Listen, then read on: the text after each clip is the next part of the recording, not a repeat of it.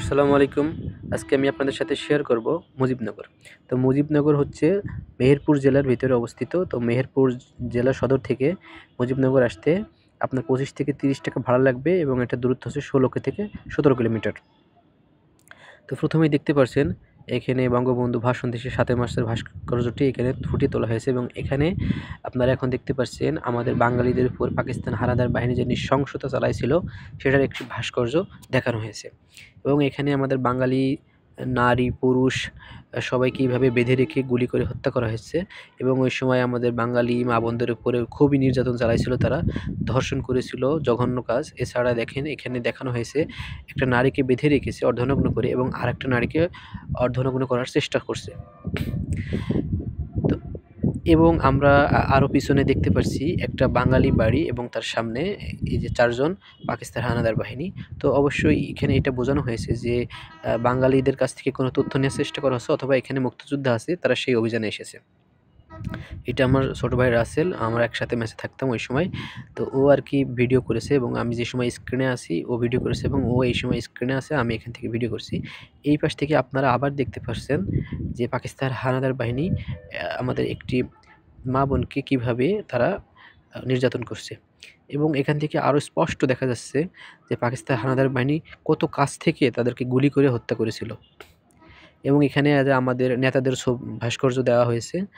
তো আমাদের যে নেতাগুলো ছিল তাদের আরকি ভাস্কর্য এটা। এবং এখানে দেখেন দর্শনার্থীরা যেটা দেখছে যে এখানে আমাদের নেতাদেরকে সেলুট দিচ্ছে আমাদের বাহিনীর, ওই সময়কার মুক্তি বাহিনীর যারা ছিল এবং আমাদের সামরিক বাহিনীতে, পাকিস্তান সামরিক বাহিনীতেও আমাদের অনেক সেনারা ছিল তারা পাকিস্তানকে ছিন্ন করে মুক্তিযুদ্ধে অংশগ্রহণ করেছিল। তার মধ্যে যেমন জিয়াউর রহমান একজন, তার ভূমিকা অনেক। এবং এখানে সৈনিক এবং বিশেষ ব্যক্তিত্ব লোকজন এটা নিয়ে একটা বৈঠক করছে, তেমন একটি ভাস্কর্য দেখানো হয়েছে। তো এই পর্যায়ে আমরা আরও কিছু তথ্য জেনে নিই। যেমন এই মুজিবনগরের এই জায়গাটি ২০ একরেরও বেশি জায়গার উপরে নির্মিত এবং এখানে শহীদ স্মৃতিসৌধ, মসজিদ, লাইব্রেরি এগুলো রয়েছে। এবং আমরা সবাই জানি ১৭ই এপ্রিল মুজিবনগর দিবস পালন করা হয়। তো আমরা এখন যেটা দেখতে পাচ্ছি এটা হচ্ছে পাকিস্তানের নিয়াজি, লেফটেন্যান্ট জেনারেল নিয়াজি ভারত যেহেতু আমাদের সাহায্য করেছিল, তো ভারতের লেফটেন্যান্ট জেনারেল আরোরার কাছে ৯৩,০০০ সৈন্য নিয়ে আত্মসমর্পণ করছে। তো আপনারা জানেন কি জানেন না, এই আত্মসমর্পণটা কিন্তু দ্বিতীয় বিশ্বযুদ্ধের পর সবচেয়ে বড় সামরিক আত্মসমর্পণ। তো ওই যে আমার ছোটো ভাই রাসেল, ও খুবই এখানে এসে উৎসাহিত, সে দেখছে, উপভোগ করছে। এখানে আরও কিছু ভাস্কর্য আমি দেখানোর চেষ্টা করছি আপনাদের, এটা আপনারা দেখতে পাচ্ছেন। এবং আমরা ওই উপরের ব্রিজ মতো যেটা আছে, ব্রিজ না ওইটা তো, এখান থেকে আপনারা বাংলাদেশের মানচিত্র দেখতে পাচ্ছেন। তো মানচিত্রটি এখান থেকে খুব একটা স্পষ্ট না, ভালো বোঝা যাচ্ছে না। তো আমরা এই জন্য উপরে উঠবো এবং উপর থেকে আমি মানচিত্রটি দেখাবো।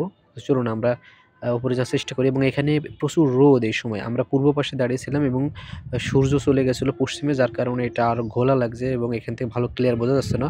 তো আপনাদের বোঝানোর জন্য আমি এখন উপরে উঠবো। তো চলুন আমরা ম্যাপটি উপর থেকে দেখবো সবাই একসাথে এবং আমরা ধীরে ধীরে এই পাশটা থেকে আপনাদের দেখানোর চেষ্টা করব যেন আপনারা ম্যাপটা ভালো বুঝতে পারেন। তো এই যে আমরা এখন একদম উপরে উঠে পড়েছি এবং এখান থেকে ম্যাপটি খুব সুন্দর বোঝা যাচ্ছে। এটি একটি বাংলাদেশের ম্যাপ, নিচ থেকে কিন্তু এতটা ভালো বোঝা যায় না। তো এটা চারিপাশ এমন আরকি আপনি ঘুরতে পারবেন, এমন করে ব্রিজ মতো তৈরি করা আছে। অনেকটা আমরা যে খেলা দেখি স্টেডিয়াম মাঠ ওই ধরনের আরকি। তো আপনারা বিভিন্ন পাশ থেকে এমন ওঠার জায়গা আছে উঁচু উঁচু, তো এইগুলোতে উঠে আপনি দেখতে পারবেন। যেমন ওই পাশে এখন দেখা যাচ্ছে ওই একটা এগুলো আপনারা দেখতে পারবেন। আমরা যে জায়গা থেকে দেখছি এখানে অনেক মানুষ, এখানে আসলে দাঁড়িয়ে ভিডিও করা, কথা বলা খুবই কষ্টসাধ্য। তারপরেও আমি এখান থেকে দাঁড়িয়ে ভিডিও করছিলাম এবং আমরা যখন ভিডিও করি ওই সময় 3:30 কি 4টা বাজে। রোদ, আমরা যেহেতু উপরে ছিলাম এবং ওইদিন আকাশটা ক্লিয়ার ছিল, যার কারণে সূর্য আমাদের একদম চোখে এসে লাগছিল। এখন আমরা চলে এসেছি স্মৃতিসৌধর যে জায়গাটি আছে এখানে। এখানে ৯টি সিঁড়ি রয়েছে। এই সিঁড়ি মুক্তিযুদ্ধের ৯ মাসকে স্মরণ করা হয় এবং এখানে যে আপনারা স্মৃতিসৌধের যে স্তম্ভ দেখছেন, এটা হচ্ছে ২৩টি স্তম্ভ। এই ২৩টি স্তম্ভ দ্বারা বোঝানো হয়েছে আমরা যে পাকিস্তানের সাথে ২৩ বছর ছিলাম সেটাকে। সবাই এই স্মৃতিসৌধতে জুতা খুলে ওঠে। তো আমিও জুতা খুলে উঠছি। এই পর্যায়ে আমার পেছন থেকে আমার বন্ধু রায়হান ভিডিও করছে এবং আমি উঠছি, ও আমার সাথে, সাথে উঠছে।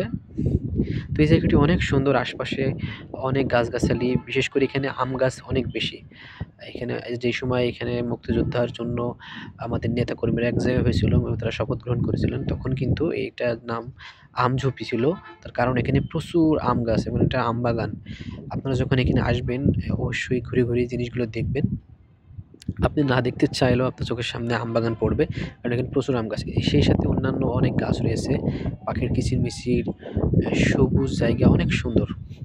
তো এখান থেকে আপনাদের আমি দেখানোর চেষ্টা করছি যে এখানে আপনারা গুনে দেখতে পারেন ২৩টি স্তম্ভ রয়েছে। এই যে এইগুলো, এটাকে দ্বারা বোঝানো হয়েছে পাকিস্তানের সাথে আমরা ২৩ বছর ছিলাম। তারা আমাদের উপরে ২৩ বছর যে নির্যাতন চালিয়েছে, আমাদেরকে যারা ভিন্ন দৃষ্টিতে দেখেছে, সেটার আরকি এখানে বোঝানো হয়েছে।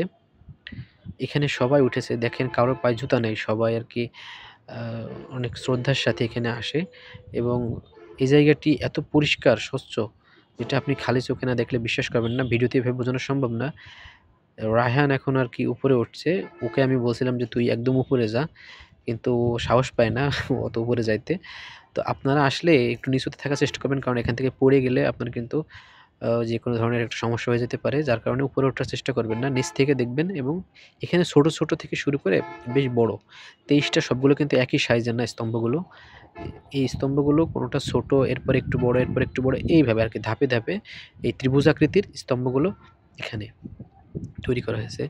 তো এখান থেকে আমি আপনাদের কিছু সবুজ গাছ দেখাচ্ছি, যেগুলো আম গাছ, এই জায়গায় তাল গাছ, নিম গাছ, আরো অন্যান্য অনেক গাছ আছে। কথা বলতে, বলতে আমরা ভিডিওর একদম শেষ পর্যায়ে চলে এসেছি। তো চ্যানেলে যারা নতুন অবশ্যই ভিডিওটি একটি লাইক দিবে এবং চ্যানেলটি সাবস্ক্রাইব করবেন। ধন্যবাদ সবাইকে।